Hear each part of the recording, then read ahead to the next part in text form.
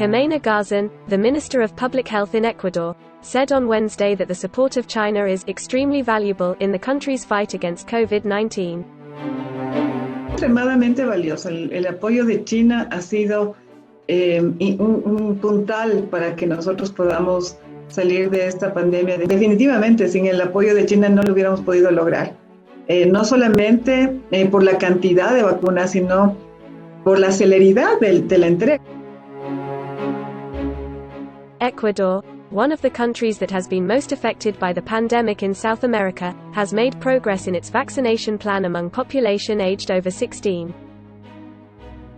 Vaccines from China, such as CoronaVac from Sinovac and Convidecia from CanSino, have contributed to the country's vaccination plan kicked off in January 2021. According to the minister, Ecuador has completely vaccinated 10 million people, while the vaccination for adolescents aged between 12 and 15 is going on.